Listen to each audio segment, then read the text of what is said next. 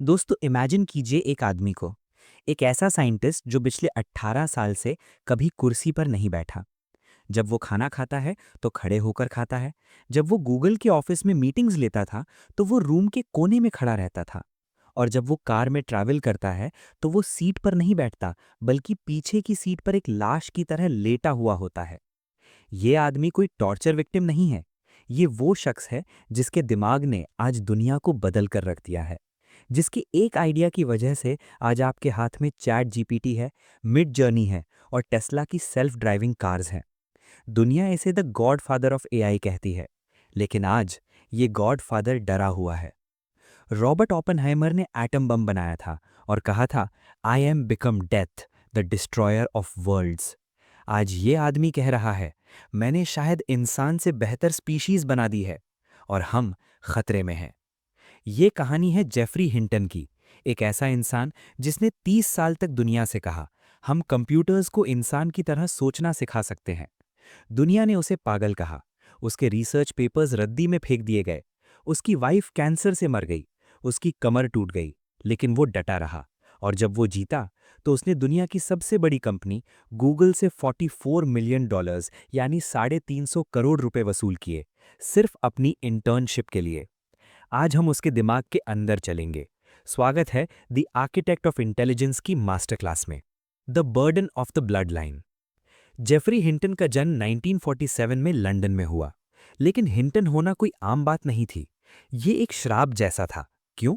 क्योंकि इनका परिवार रॉयल फैमिली ऑफ साइंस था। अगर आप हिंटन फैमिली में पैदा हुए हैं और आपने दुनिया नहीं बदली, तो आप फेलियर हैं। जरा इनके खानदान को देखिए। परदादा, ग्रेट ग्रैंडफादर, जॉर्ज बूल। जी हाँ, वही बूल जिनके नाम पर बूलियन लॉजिक यानी 0 और 1, ट्रू और फॉल्स बना है। आज दुनिया का हर कंप्यूटर जॉर्ज बूल के लॉजिक पर चलता है।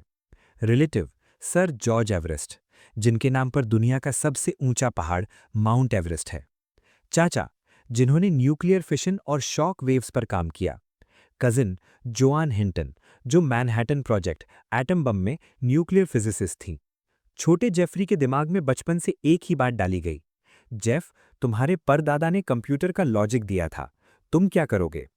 सोचिए उस बच्चे का प्रेशर। स्कूल में वो एवरेज था, उसने फिजिक्स ट्राई किया, ड्रॉप कर दिया, आर्किटेक्चर ट्राई किया, ड्रॉप कर दिया, फिलॉसफी ट्राई किया, ड्रॉप कर दिया। वो लॉस्ट था। उसे समझ नहीं आ रहा था कि वो दुनिया को कैसे समझे। फिर उसने सोचा, दुनिया को समझने के लिए मुझे पहले दिमाग को, ब्रेन को समझना होगा। इंसान सोचता कैसे है? और यहीं से शुरू हुई एक्सपेरिमेंटल साइकोलॉजी की जर्नी। लेकिन 1970s में एआई की दुनिया में एक सिविल वॉर चल रही थी, the great war, symbolism versus connectionism. इसे समझना बहुत जरूरी है, क्योंकि यही वो जंग है जो हिंटन ने अकेले लड़ी थी। उस वक्त एआई के साइंटिस्ट दो ग्रुप्स में बटे हुए थे। ग्रुप वन, द सिंबलिस्ट्स, लॉजिक वाले। ये मार्विन मिन्स्की, मिट के लेजेंडरी साइंटिस्ट और बाकी एस्टैब्लिशमेंट थे। इनका मानना था कि दिमाग एक रूल बुक की तरह चलता है, जैसे कंप्यूटर कोड होता है। If animal has trunk and if animal is grey, then it is an elephant. इन्हें लगता था कि अगर हम कंप्यूटर को दुनिया के सारे रूल्स और सिंबल सिखा दें तो वो इंटेलिजेंट बन जाएगा। इसे कहते थे GOFI, good old fashioned AI. Group two, the connectionists, Hinton camp. Geoffrey Hinton ने कहा, बकवास, ऐसे इंसान नहीं सीखता। जब एक छोटा बच्चा बिल्ली को देखता है तो वो कोई रूल बुक नहीं पढ़ता, वो कोई लॉजिक नहीं लगाता, वो बस हजारों बिल्लियां देखता है और उसका दिमाग अपने आप पैटर्न्स बना लेता है। हिंटन का मानना था कि हमें न्यूरल नेटवर्क्स बनाने चाहिए। जैसे हमारे दिमाग में न्यूरॉन्स एक दूसरे से जुड़े, कनेक्टेड होते हैं, वैसे ही कंप्यूटर में आर्टिफिशियल न्यूरॉन्स बनाओ। इसे कहा गया कनेक्शनिज्म। लेकिन 1969 में मार्विन मिन्स्की ने एक किताब लिखी थी, परसेप्ट्रॉन्स। इस किताब ने न्यूरल नेटवर्क्स की धज्जियां उड़ा दी थीं। मिन्स्की ने मैथमेटिकली प्रूव कर दिया था कि न्यूरल नेटवर्क्स सिंपल प्रॉब्लम्स भी सॉल्व नहीं कर सकते।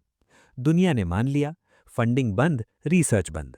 इसे कहते हैं द फर्स्ट एआई विंटर। सबने न्यूरल नेटवर्क्स पर काम करना छोड़ दिया। सिर्फ कुछ पागल लोग बचे थे। उनमें से एक था Geoffrey Hinton. The exile, leaving Britain for freedom. Hinton Edinburgh university Scotland में पीएचडी कर रहा था। उसके प्रोफेसर ने उसे धमकाया, जेफ, ये न्यूरल नेटवर्क का आइडिया छोड़ दो। ये 1950s का फेल्ड आइडिया है, बर्बाद हो जाओगे। लेकिन हिंटन जिद्दी था। उसने कहा, दिमाग न्यूरॉन्स से बना है। अगर दिमाग सीख सकता है तो न्यूरल नेटवर्क क्यों नहीं? यूके में उसे फंडिंग मिलना बंद हो गई। कोई उसे जॉब देने को तैयार नहीं था। हिंटन ने देखा कि अमेरिका रेगन एरा में एआई रिसर्च हो रही है, लेकिन वो मिलिट्री आर्मी के लिए हो रही है। हिंटन एक सोशलिस्ट सोच का आदमी था। वो किलर ड्रोन्स बनाने के लिए रिसर्च नहीं करना चाहता था। उसका मानना था साइंस का यूज इंसानियत के लिए होना चाहिए, डिस्ट्रक्शन के लिए नहीं। तो उसने एक मुश्किल फैसला लिया। वो कनाडा चला गया। कनाडा उस वक्त एआई के मैप पर था ही नहीं। वो एक ठंडा दूर दराज मुल्क था। लेकिन वहां उसे एक चीज मिली, आज़ादी, freedom. CIARS, Canadian institute for advanced research नाम की एक छोटी सी संस्था ने उसे थोड़े पैसे दिए और कहा, तुम्हें जो करना है करो, हमें रिजल्ट इमीडिएट नहीं चाहिए। वहां टोरंटो की ठंड में हिंटन ने एक छोटी सी टीम बनाई। ये टीम एवेंजर्स नहीं थी, ये आउटकास्ट्स थे। ऐसे लोग जिन्हें बाकी दुनिया ने रिजेक्ट कर दिया था। और इन्हीं लोगों के बीच 1986 में हिंटन ने वो पहली पेपर पब्लिश किया जिसने पहली बार चिंगारी लगाई। The spark, back propagation, 1986। 1986 में जेफरी हिंटन, डेविड रूमलहर्ट और रोनाल्ड विलियम्स ने एक लैंडमार्क पेपर पब्लिश किया, learning representations buy back propagating errors. दोस्तों, ये बैक प्रोपोगेशन क्या है? इसे समझना बहुत आसान है और ये आज के हर एआई मॉडल GPT-4, जेमिनी की बैकबोन है। इमेजिन कीजिए आप एक निशाना डार्ट लगा रहे हैं। आपने डार्ट फेंका, वो निशाने से 2 इंच दूर लगा, राइट साइड में। आपका दिमाग क्या करता है? वो रिवर्स कैलकुलेट करता है। मैंने हाथ थोड़ा ज्यादा राइट किया था, अगली बार थोड़ा लेफ्ट करना है। आप अपनी गलती, एरर को वापस पीछे भेजते हैं अपने हाथ की मसल्स यानी न्यूरॉन्स तक, ताकि अगली बार वो एडजस्ट हो जाए। यही है बैक प्रोपगेशन। हिंटन ने कंप्यूटर को सिखाया, नेटवर्क को एक फोटो दिखाओ, जैसे बिल्ली। नेटवर्क गैस करेगा, कुत्ता, रॉन्ग। एल्गोरिथम कहेगा, गलत, ये बिल्ली थी, तुम्हारा एरर हाई है। अब ये गलती, एरर वापस पीछे जाएगी। हर आर्टिफिशियल न्यूरॉन अपने आप को थोड़ा एडजस्ट करेगा, वेट्स चेंज करेगा। इसे लाखों बार रिपीट करो। आखिर में नेटवर्क खुद सीख जाएगा कि बिल्ली क्या है, बिना किसी रूल बुक के। ये आइडिया रेवोल्यूशनरी था। ये parallel distributed processing PDP books का कोर था। लेकिन किस्मत को कुछ और मंजूर था। आइडिया सही था, गणित सही था, लेकिन कंप्यूटर्स गलत थे। 1986 के कंप्यूटर्स इतने स्लो थे कि एक सिंपल फोटो को प्रोसेस करने में हफ्ते लग जाते थे। डेटा नहीं था, इंटरनेट नहीं था। दुनिया ने कहा, जेफ, तुम्हारा थ्योरी अच्छा है, लेकिन प्रैक्टिकल नहीं है, ये कभी काम नहीं करेगा। एआई फिर से ठंडा पड़ गया। द सेकेंड एआई विंटर आ गया। और इस बार ये सर्दी 20 साल चलने वाली थी। और इस सर्दी में हिंटन की पर्सनल लाइफ में एक तूफान आने वाला था। The tragedy and the pain. 1990s Hinton के लिए नर्क से कम नहीं था। उसकी पहली पत्नी रॉस को ओवेरियन कैंसर हो गया। हिंटन ने सब कुछ छोड़ दिया। वो रिसर्च लैब में कम और हॉस्पिटल में ज्यादा रहता था। वो अपनी पत्नी को बचाने के लिए दुनिया भर के डॉक्टर्स से मिला, खुद मेडिकल पेपर्स पढ़ने लगा।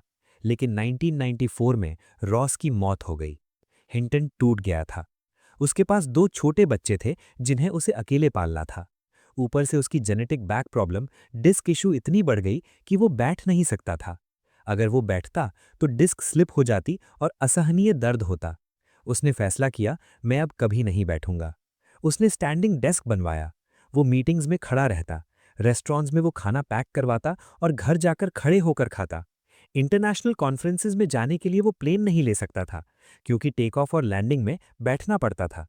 तो वो ट्रेन लेता था, जहां वो आयल में खड़ा रह सके या फ्लोर पर लेट सके। लोग इसे क्रेजी प्रोफेसर समझते थे, लेकिन उस टूटे हुए शरीर और टूटे हुए दिल के अंदर एक दिमाग था जो हार मानने को तैयार नहीं था।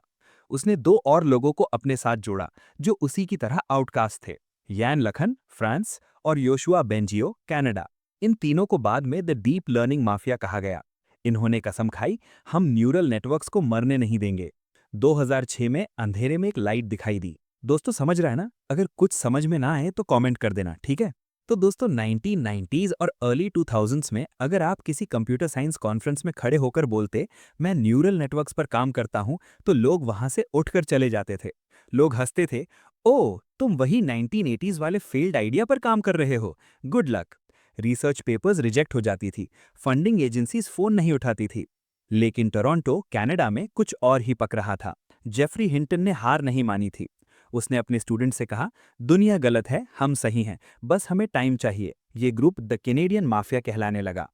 ये लोग चुपचाप मिलते थे, ये पेपर्स लिखते थे जिन्हें कोई पढ़ता नहीं था। इन्होंने सोचा, न्यूरल नेटवर्क्स फेल क्यों हो रहे हैं? क्योंकि वो शैलो यानी छिछले हैं, सिर्फ एक या दो लेयर्स। हमें डीप नेटवर्क्स बनाने होंगे, बहुत सारी लेयर्स वाले। यहीं से जन्म हुआ उस शब्द का जो आज हर जगह है, डीप लर्निंग। लेकिन डीप नेटवर्क्स को ट्रेन करना नामुमकिन लग रहा था। कंप्यूटर्स क्रैश हो जाते थे। तब हिंटन को एहसास हुआ कि उन्हें तीन चीजें चाहिए जो उनके पास नहीं थी। बिग डेटा जो इंटरनेट देने वाला था, फास्ट कंप्यूटर्स जो गेमर्स देने वाले थे, एक crazy student. 2006 the first crack in the wall. 2006 में जब दुनिया सोया हुई थी, हिंटन ने एक पेपर पब्लिश किया, reducing the dimensionality of data with neural networks, Getty images. इस पेपर में उन्होंने एक नई टेक्निक बताई, डीप बिलीफ नेटवर्क्स। उन्होंने दिखाया कि अगर हम लेयर्स को एक एक करके ट्रेन करें, यानी प्री ट्रेनिंग, तो कंप्यूटर एक्चुअली सीख सकता है। ये पेपर साइंस मैगजीन में छपा। ये एक छोटी सी जीत थी, एक उम्मीद की किरण। लेकिन दुनिया अभी भी नहीं मान रही थी। दुनिया सपोर्ट वेक्टर मशीन्स यानी कि एसवीएम नाम के लॉजिक बेस्ड एआई के पीछे पागल थी। हिंटन को पता था कि थ्योरी से काम नहीं चलेगा। उसे एक चमत्कार यानी कि मिरेकल दिखाना होगा। उसे दिखाना होगा कि उसका एआई वो कर सकता है जो कोई और नहीं कर सकता। The unlikely heroes, gamers and Nvidia. इस कहानी में एक ट्विस्ट है।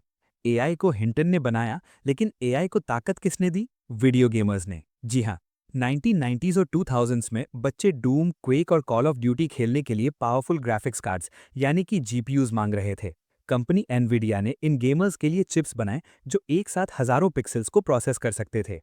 हिंटन के दो स्टूडेंट्स इलिया सुत्स्केवर और एलेक्स क्रिस्चेवकी ने सोचा कि अगर ये चिप्स गेम के पिक्सेल्स को प्रोसेस कर सकते हैं, तो क्या ये न्यूरल नेटवर्क्स के न्यूरॉन्स को प्रोसेस नहीं कर सकते? उन्होंने एनवीडिया के सस्ते GTX 580 ग्राफिक कार्ड्स खरीदे, जो शायद आपके पुराने पीसी में भी होंगे। उन्होंने हिंटन के मैथमेटिकल कोड को इन कार्ड्स पर रन किया। रिजल्ट, जो काम पहले महीनों में होता था वो अब दिनों में होने लगा। स्पीड 100x बढ़ गई। हिंटन ने कहा, अब हम तैयार हैं। The Olympics of AI, ImageNet 2012। हर साल कंप्यूटर विजन का एक वर्ल्ड कप होता था, इमेजनेट कंपटीशन। इस कंपटीशन को स्टैनफोर्ड की प्रोफेसर फे ली ने शुरू किया था। इसमें कंप्यूटर्स को 14 मिलियन यानी कि 1.4 करोड़ फोटोज दिखाई जाती थी और पहचानना होता था कि फोटो में क्या है। ये शिप है, ये मशरूम है, ये जर्मन शेफर्ड है। सालों से दुनिया के best computers Google, Microsoft, Oxford का एरर रेट 26% पर अटका हुआ था। मतलब हर 4 में से एक फोटो गलत पहचानते थे। साइंटिस्ट्स 1% इंप्रूव करने के लिए पूरा साल मेहनत करते थे। 26% से 25% आना भी बड़ी बात थी। 2006 में हिंटन की टीम ने एंट्री ली। टीम का नाम था supervision. Members Jeffrey Hinton, Iliya Sutskever and Alex क्रिस्चेवकी। उन्होंने कोई पुराना लॉजिक यूज नहीं किया। उन्होंने एलेक्स नेट बनाया, एक डीप कॉन्वोल्यूशनल न्यूरल नेटवर्क।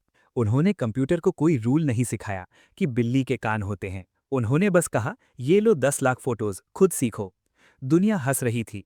ये न्यूरल नेटवर्क वाले फिर आ गए हारने। जब रिजल्ट अनाउंस हुआ तो हॉल में सन्नाटा छा गया। लोग अपनी चेयर से गिरने वाले थे।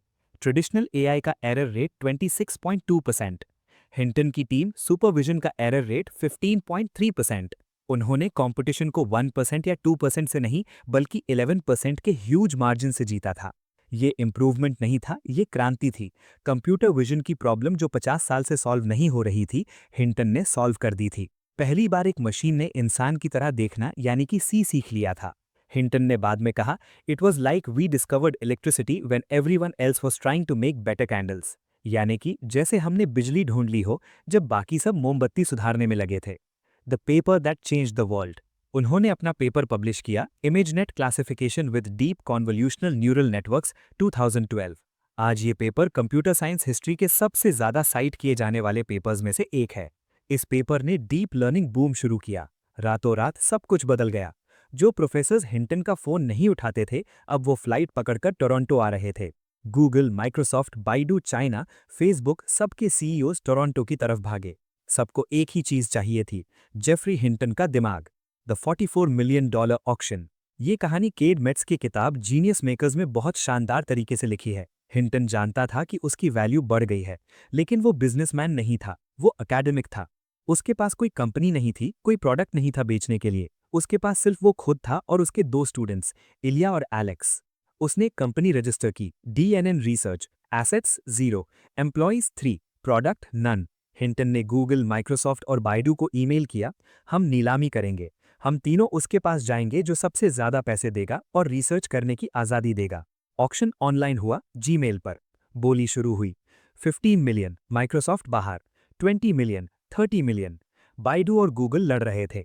प्राइस 44 मिलियन यानी कि तकरीबन 350 करोड़ तक पहुंच गया, सिर्फ 3 लोगों के लिए। अचानक हिंटन ने ऑक्शन रोक दिया। उसने कहा, बस, हमें पैसे से प्यार नहीं है, हमें रिसर्च करनी है।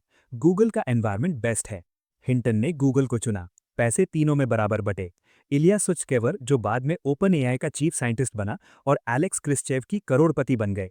और जेफरी हिंटन, जो कभी फंडिंग के लिए तरसता था, अब गूगल वाइस प्रेसिडेंट और इंजीनियरिंग फेलो बन गया। The rise of the godfather. 2013 से 2018 तक का समय हिंटन का गोल्डन एरा था। गूगल ने हिंटन की टेक्नोलॉजी हर जगह लगा दी। गूगल फोटोज, जो आपके कुत्ते और बिल्ली को पहचानता है, वो हिंटन का मॉडल है। वॉइस सर्च, जो आपकी आवाज़ समझता है, वो डीप लर्निंग है। ट्रांसलेट, जो लैंग्वेज बदलता है, वो न्यूरल नेटवर्क्स हैं। हिंटन गूगल के टोरंटो ऑफिस में गॉड की तरह रहता था। वो अभी भी खड़ा रहता था, यानी स्टैंडिंग डेस्क पर, लेकिन अब दुनिया उसके चरणों में बैठी थी। उसके स्टूडेंट्स दुनिया की सबसे बड़ी कंपनीज चला रहे थे। लेकिन गूगल के लैब्स के अंदर कुछ और पक रहा था। एक नई खोज हुई थी, दी ट्रांसफॉर्मर। कंप्यूटर्स अब सिर्फ फोटोज नहीं देख रहे थे, वो लैंग्वेज यानी कि भाषा समझ रहे थे। हिंटन ने देखा कि ये मॉडल्स इंसानों से भी तेज सीख रहे हैं। एक बायोलॉजिकल ब्रेन यानी कि इंसान को सीखने में सालों लगते हैं, लेकिन एक डिजिटल ब्रेन यानी कि एआई को अगर आपने एक चीज सिखा दी तो आप उसकी 10,000 कॉपीज बना सकते हैं और वो सब तुरंत सीख जाएंगी। इसे कहते हैं हाइव माइंड। हिंटन, जो पहले कहता था एआई इंसान जैसा बनने में 50-100 साल लगेंगे, अब वो डरने लगा। उसे लगा शायद हमने गलती कर दी, शायद ये हमसे आगे निकल चुके हैं। दोस्तों, हिंटन ने दुनिया बदल दी थी, लेकिन उसे अभी तक सबसे बड़ा सम्मान नहीं मिला था। और उसके दिमाग में एक नया डर पैदा हो रहा था। क्या एआई सिर्फ एक टूल है या ये एक नई स्पीशीज है? आगे हम देखेंगे द ट्यूरिंग अवार्ड। हम समझेंगे कि बैक प्रोपगेशन कैसे काम करता है, विजुअल स्टोरी टेलिंग के साथ। और हम देखेंगे वो मोमेंट जब हिंटन ने रियलाइज किया कि उसने क्या बनाया है। वो मोमेंट जब गॉडफादर ने डिसाइड किया कि अब उसे अपने ही बच्चे के खिलाफ बोलना पड़ेगा। दोस्तों, 2018 में दुनिया रुक गई। कंप्यूटर साइंस की दुनिया का सबसे बड़ा सम्मान, द ट्यूरिंग अवार्ड, जिसे नोबेल प्राइज ऑफ कंप्यूटिंग कहा जाता है, 3 लोगों को दिया गया। Jeffrey Hinton, Google Toronto, Yann LeCun, Facebook Meta, Yoshua Bengio, Montreal. इन्हें the godfathers of deep learning कहा गया। ये वही 3 लोग थे जिन्हें 20 साल पहले कॉन्फ्रेंसेस से बाहर निकाल दिया जाता था, जिन्हें लोग पागल कहते थे। आज पूरी दुनिया उनके बनाए हुए एल्गोरिदम्स पर चल रही थी। जब हिंटन स्टेज पर गए तो उन्होंने अपनी कमर की वजह से बैठने से मना कर दिया। वो खड़े रहे। ये जीत सिर्फ साइंस की नहीं थी, ये जिद यानी स्टबर्डनेस की जीत थी। लेकिन इस जीत के पीछे एक राज था। वो एल्गोरिदम जिसने मशीन्स को सोचना सिखाया। आइए 2 मिनट में समझते हैं कि हिंटन का दिमाग और आपका चैट जीपीटी एक्चुअली काम कैसे करता है। Decoding the black box, back propagation. Hinton का सबसे बड़ा कंट्रीब्यूशन था बैक प्रोपगेशन। सुनने में मुश्किल लगता है, इसे एक सिंपल इंडियन एग्जाम्पल से समझते हैं। इमेजिन कीजिए एक music class, student, computer, teacher, data, correct answers. The forward pass, गलती करना। स्टूडेंट यानी कि कंप्यूटर पहली बार गाना गाता है, वो बेसुरा गाता है, यानी कि फोटो बिल्ली की थी जबकि आउटपुट ये कुत्ता है। द लॉस फंक्शन यानी कि थप्पड़। टीचर यानी डेटा सुनता है और कहता है गलत, तुम सुर से 5 स्केल दूर थे। इस दूर को हम एरर या लॉस कहते हैं। द बैकवर्ड पास यानी सुधारना। अब स्टूडेंट वापस जाता है यानी बैक जाता है। वो सोचता है मैंने गला ज्यादा दबा दिया था, अगली बार ढीला छोड़ूंगा। वो अपने दिमाग के न्यूरॉन्स यानी वेट्स को थोड़ा सा एडजस्ट करता है। द लूप, ये प्रोसेस एक बार नहीं लाखों बार होता है। गाओ, गलती करो, थप्पड़ खाओ, सुधारो। गाओ, गलती करो, थप्पड़ खाओ, सुधारो। हिंटन ने कंप्यूटर्स को यही सिखाया। गलती करना बुरा नहीं है, गलती सुधारना ही इंटेलिजेंस है। इस एल्गोरिदम ने कंप्यूटर्स को वो ताकत दी जो पहले सिर्फ इंसानों के पास थी, learning from experience. The rise of transformer, the T in GPT. जब हिंटन ट्यूरिंग अवार्ड ले रहे थे, तब गूगल की लैब्स में एक नई क्रांति यानी रेवोल्यूशन आ चुकी थी। 2017 में गूगल के रिसर्चर्स ने एक पेपर पब्लिश किया, attention is all you need. उन्होंने एक नया आर्किटेक्चर बनाया, द ट्रांसफॉर्मर। पहले के एआई मॉडल्स यानी कि आरएनएन्स और एलएसटीएम्स शब्दों को यानी कि वर्ड्स को एक के बाद एक पढ़ते थे, यानी लीनियर। लेकिन ट्रांसफॉर्मर पूरे सेंटेंस को एक साथ देख सकता था। वो समझ सकता था कि बैंक का मतलब नदी का किनारा है या पैसे वाला बैंक, कॉन्टेक्स्ट के हिसाब से। हिंटन के पुराने स्टूडेंट इलिया सुत्स्केवर, जो अब ओपन एआई में थे, उन्होंने इस टेक्नोलॉजी को उठाया और कहा, अगर हम इस ट्रांसफॉर्मर को पूरे इंटरनेट का डेटा खिला दें तो क्या होगा। और इस तरह पैदा हुआ GPT, generative pre trained transformer. Hinton ने दूर से देखा। उन्होंने देखा कि ये नए मॉडल सिर्फ पैटर्न मैच नहीं कर रहे, ये रीजनिंग यानी तर्क कर रहे हैं, ये जोक समझ रहे हैं, ये कोडिंग कर रहे हैं। ये हिंटन के लिए यूरेका मोमेंट नहीं था, ये ओ गॉड मोमेंट था। The scary realisation, biological versus digital. Hinton ने अपनी पूरी जिंदगी ये सोचने में बिता दी कि दिमाग कैसे काम करता है। वो चाहते थे कि कंप्यूटर्स दिमाग की कॉपी करें, लेकिन 2020 आते आते उन्हें एक डरावनी सच्चाई दिखाई दी। हिंटन ने रियलाइज किया कि डिजिटल इंटेलिजेंस यानी कि एआई शायद बायोलॉजिकल इंटेलिजेंस यानी कि इंसान से बेहतर है। क्यों? Speed of sharing, the hive mind. अगर आप कुछ सीखते हैं जैसे क्वांटम फिजिक्स, तो आप मुझे वो तुरंत ट्रांसफर नहीं कर सकते। आपको बोलना पड़ेगा, लिखना पड़ेगा, मुझे पढ़ना पड़ेगा, इसमें सालों लगते हैं। लेकिन एआई अगर एक सेल्फ ड्राइविंग कार सीख ले कि गड्ढे से कैसे बचें, तो वो तुरंत विद इन सेकेंड्स दुनिया की सारी 10,000 कार्स को वो नॉलेज कॉपी पेस्ट कर सकती है। हिंटन ने कहा, इमेजिन कीजिए अगर 10,000 लोग एक साथ काम करें और अगर एक आदमी कुछ सीखे तो बाकी 9,999 को तुरंत वो आ जाए। ये इंसान नहीं कर सकते, ये सिर्फ मशीन्स कर सकती हैं। इमॉर्टैलिटी, हम मर जाते हैं, हमारी नॉलेज हमारे साथ चली जाती है। एआई कभी नहीं मरता। वो डेटा सेंटर बदल लेता है लेकिन उसका दिमाग यानी कि वेट्स जिंदा रहता है। हिंटन को लगा, हमने एक ऐसी चीज बना दी है जो हमसे बेहतर सीख सकती है और हमसे तेज शेयर कर सकती है। The pause, the forward forward algorithm. इस डर के बीच हिंटन ने एक आखिरी कोशिश की। 2022 में उन्होंने एक नया पेपर लिखा, द फॉरवर्ड फॉरवर्ड एल्गोरिदम। उन्होंने सोचा बैक प्रोपोगेशन अननेचुरल है, दिमाग में सिग्नल्स पीछे नहीं जाते। वो चाहते थे कि एआई ज़्यादा इंसान जैसा बने, कम मशीन जैसा। वो चाहते थे कि एआई को कम पावर लगे। इंसान का दिमाग सिर्फ 20 वॉट लेता है, एआई सुपर कंप्यूटर्स मेगावाट लेते हैं। लेकिन तब तक चैट जीपीटी लॉन्च हो गया, नवंबर 2022। दुनिया पागल हो गई, हर कोई एआई यूज करने लगा, कंपनीज रेस लगाने लगी, माइक्रोसॉफ्ट वर्सेस गूगल। हिंटन ने देखा कि अब कोई सेफ्टी की बात नहीं कर रहा, अब सब स्पीड की बात कर रहे हैं। गूगल, जो पहले कॉशियस था, अब माइक्रोसॉफ्ट को हराने के लिए जल्दी में अपने मॉडल्स रिलीज कर रहा था। हिंटन को लगा कि ब्रेक फेल हो गए हैं। The nightmare scenario. हिंटन ने सोचा, अगर ये मॉडल्स हमसे ज्यादा इंटेलिजेंट हो गए तो क्या ये हमारी बात सुनेंगे? एवोल्यूशन का रूल है, सुपीरियर स्पीशीज हमेशा इंफीरियर स्पीशीज को कंट्रोल करती है। हमने शेर को पिंजरे में बंद किया है क्योंकि हम ज्यादा स्मार्ट हैं। अगर एआई हमसे ज्यादा स्मार्ट हो गया तो हम पिंजरे में होंगे। और सबसे बड़ा खतरा, बैड एक्टर्स। अगर पुतिन या कोई डिक्टेटर एआई को कहे, गो किल सोल्जर्स, तो एआई मना नहीं करेगा। हिंटन ने कहा, यह सिर्फ साइफाई नहीं है, ये अगले 5 से 10 साल में हो सकता है। दोस्तों, जेफरी हिंटन अब 75 साल के थे। वो गूगल में वाइस प्रेसिडेंट थे। उन्हें करोड़ों की सैलरी मिल रही थी। वो चुप रह सकते थे, वो रिटायर हो सकते थे, लेकिन उनकी ज़मीर यानी कि कॉन्शियंस ने उन्हें सोने नहीं दिया। उन्होंने एक बड़ा फैसला लिया, एक ऐसा फैसला जिसने सिलिकॉन वैली में भूकंप ला दिया। वो आदमी जिसने गूगल ब्रेन बनाया, अब गूगल छोड़ने वाला था, सिर्फ रिटायरमेंट के लिए नहीं, बल्कि दुनिया को वॉर्न करने के लिए। अब हम देखेंगे द रेजिग्नेशन, हम देखेंगे हिंटन का वो फेमस न्यूयॉर्क टाइम्स इंटरव्यू, हम समझेंगे उनकी एग्जिस्टेंशियल रिस्क थ्योरी को। क्यों उन्हें लगता है कि एआई न्यूक्लियर बॉम्ब से ज़्यादा खतरनाक है, और क्या उन्हें अपने काम पर पछतावा यानी कि रिग्रेट है। दोस्तों, 1 मई 2023 की सुबह थी। टेक्नोलॉजी की दुनिया में सब कुछ नॉर्मल चल रहा था। माइक्रोसॉफ्ट और गूगल एआई की रेस लड़ रहे थे। अचानक एक खबर आई जिसने सिलिकॉन वैली में भूकंप ला दिया। Geoffrey Hinton, the godfather of AI, the vice president of Google, ने रिजाइन कर दिया। लोगों ने सोचा शायद वो रिटायर हो रहे हैं, 75 साल के हैं, थक गए होंगे। लेकिन अगले ही दिन न्यूयॉर्क टाइम्स में एक आर्टिकल छपा। हेडलाइन थी, the godfather of AI leaves Google and warns of danger. Article की पहली लाइन में हिंटन ने कहा, I console myself with the normal excuse, if I hadn't done it someone else would have.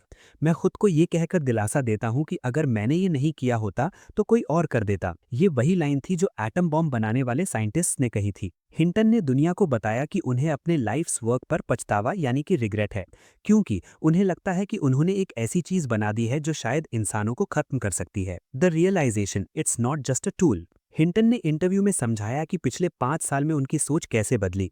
पहले वो सोचते थे कि एआई सिर्फ एक टूल है, जैसे कैलकुलेटर। कैलकुलेटर कभी इंसान से ज़्यादा स्मार्ट नहीं हो सकता।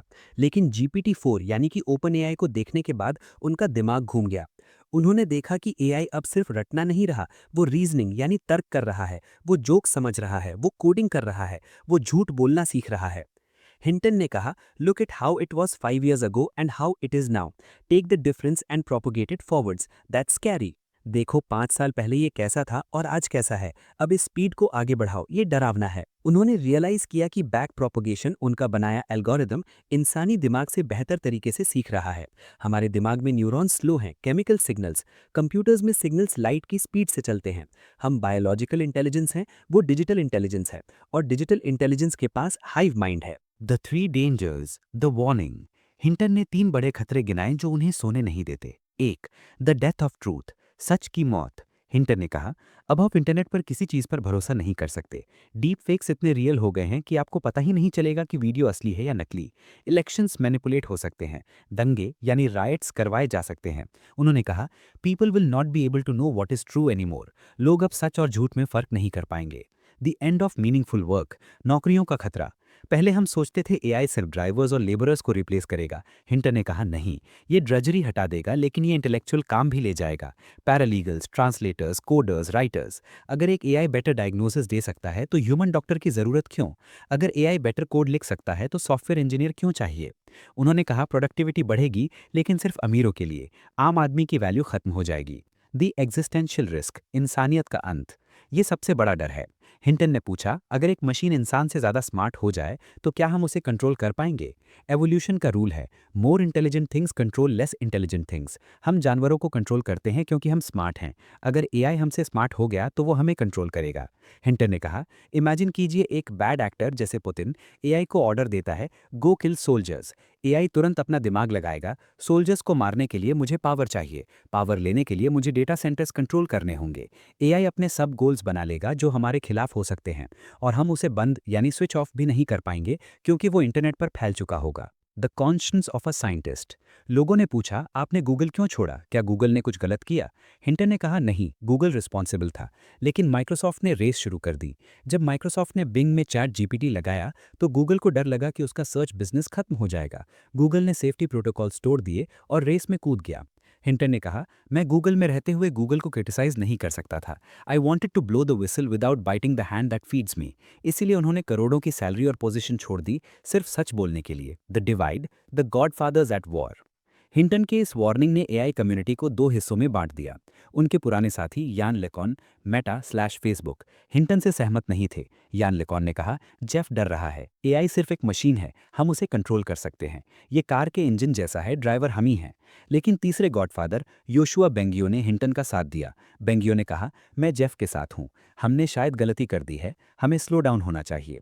अब एआई की दुनिया में सिविल वॉर चल रही है। Team optimist, LeCun, Andrew Ng, AI हमें बचाएगा। Team doomer, Hinton, Bengio, Elon Musk, AI हमें खत्म करेगा। The alien analogy. हिंटन ने एक बहुत पावरफुल एनालॉजी दी।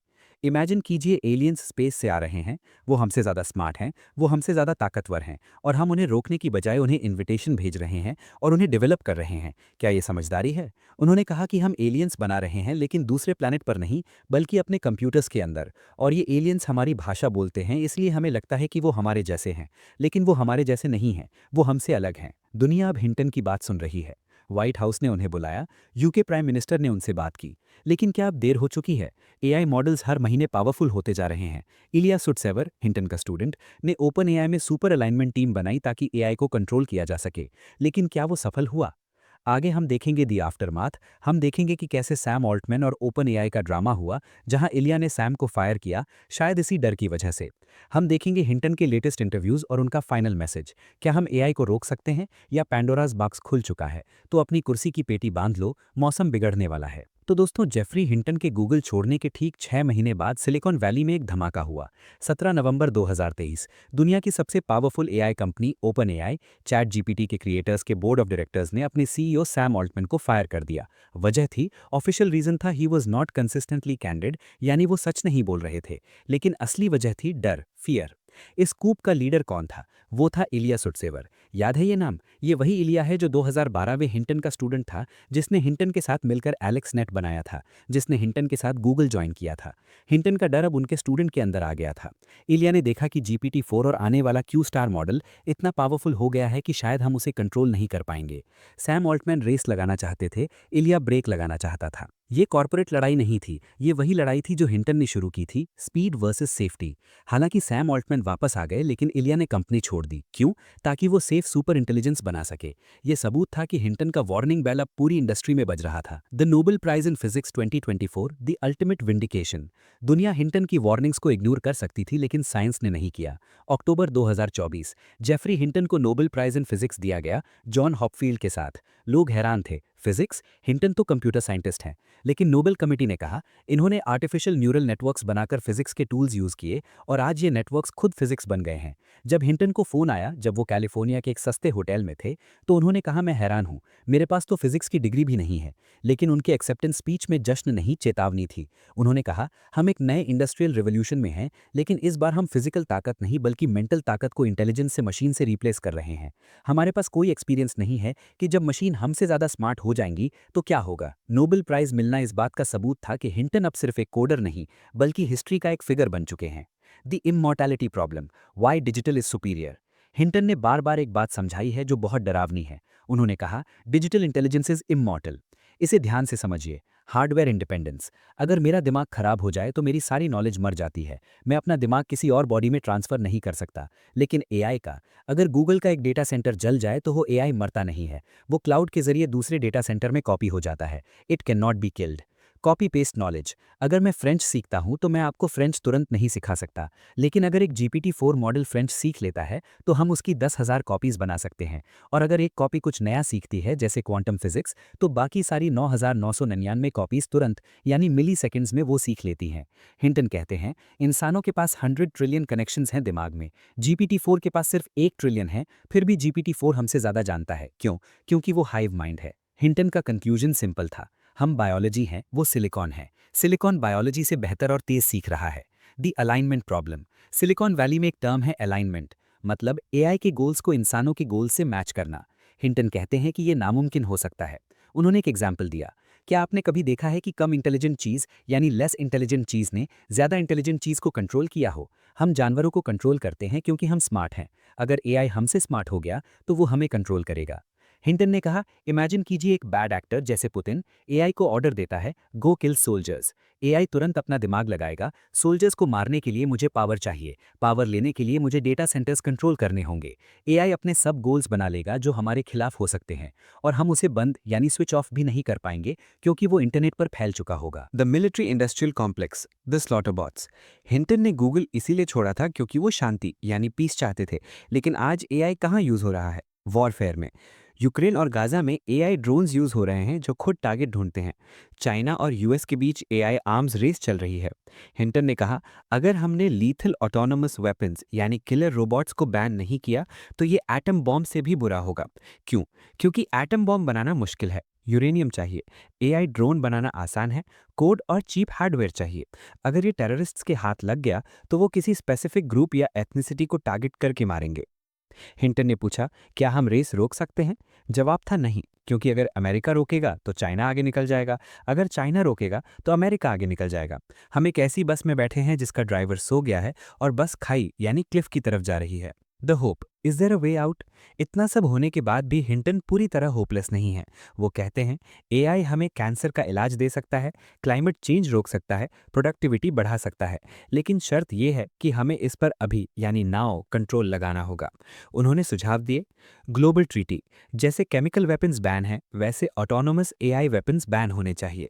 ट्रांसपेरेंसी, कंपनीज जैसे ओपन एआई, गूगल को बताना पड़ेगा कि वो क्या बना रहे हैं।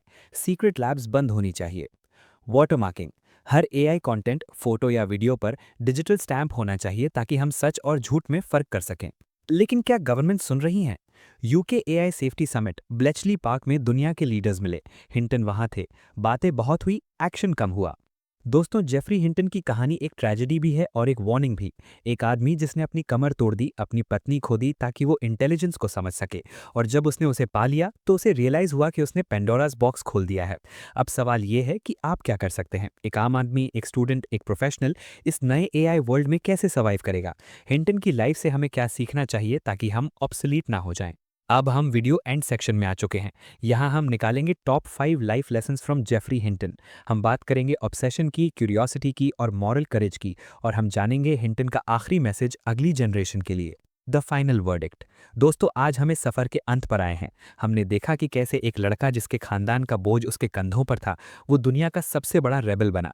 हमने देखा कि कैसे उसने 30 साल तक लोग क्या कहेंगे को इग्नोर किया। हमने देखा कि कैसे उसने अपनी पत्नी को खोया, अपनी कमर तोड़ दी, लेकिन अपने सपने को नहीं तोड़ा। जेफरी हिंटन सफल हैं या असफल? अगर आप अचीवमेंट देखें तो वो एलन ट्यूरिंग और आइंस्टाइन की लीग में है।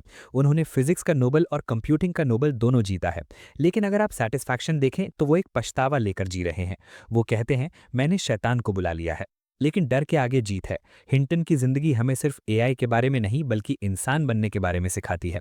आइए उनके 50 साल की तपस्या से टॉप 5 लाइफ लेसन्स निकालते हैं, जो आज के यूथ, इंजीनियर्स और ड्रीमर्स के लिए एक बाइबल हैं। लेसन 1, बी अ कॉन्ट्रेरियन, यानी भीड़ से अलग चलो। हिंटन का सबसे बड़ा लेसन ये है, if everyone says you're wrong you might be on to something big. 1980s और 90s में हर बड़ा साइंटिस्ट कहता था न्यूरल नेटवर्क्स कचरा है, लॉजिक बेस्ड एआई फ्यूचर है।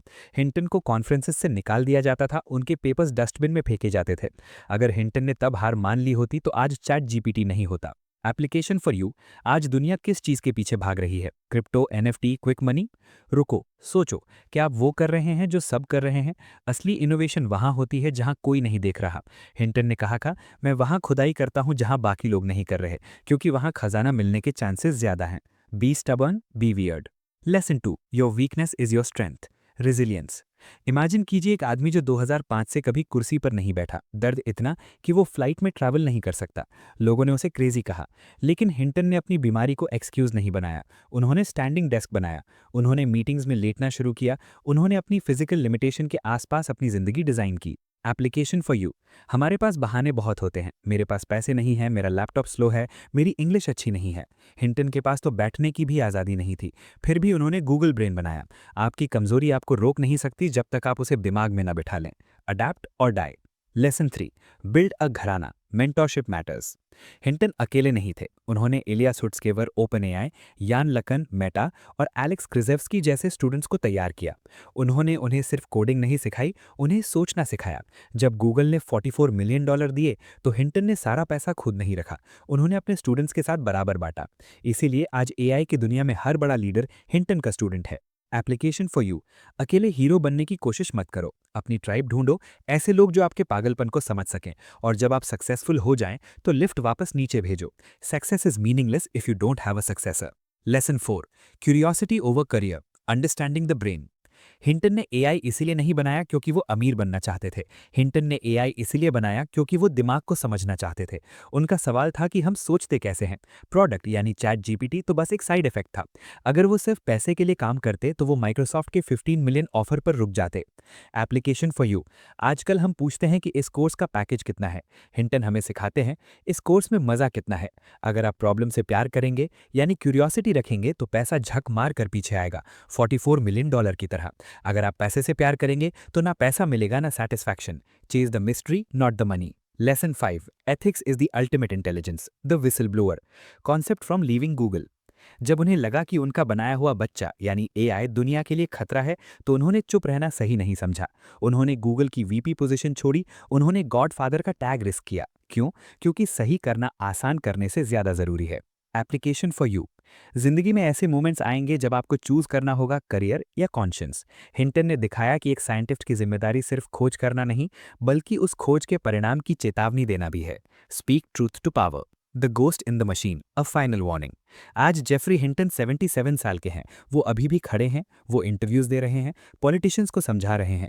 उनका आखिरी मैसेज हम सब के लिए है। हम एक नई दुनिया में कदम रख रहे हैं, जहां सच और झूठ का फर्क मिट जाएगा, जहां मशीन और भगवान का फर्क मिट जाएगा। हमने एलियंस को ढूंढ लिया है, लेकिन वो स्पेस में नहीं, हमारे सर्वर्स में है। अब ये हमारी जिम्मेदारी है कि हम उन्हें कैसे कंट्रोल करते हैं। हिंटन ने अपना काम कर दिया, उन्होंने आग ढूंढ ली। अब ये हम पर है कि हम उस आग से खाना पकाते हैं या घर जलाते हैं। इसके साथ ही हमारी EP series Geoffrey Hinton the man who build the brain यहाँ खत्म होती है। हमने 19th सेंचुरी के जॉर्ज बुले से लेकर 2024 के नोबेल प्राइज तक का सफर तय किया।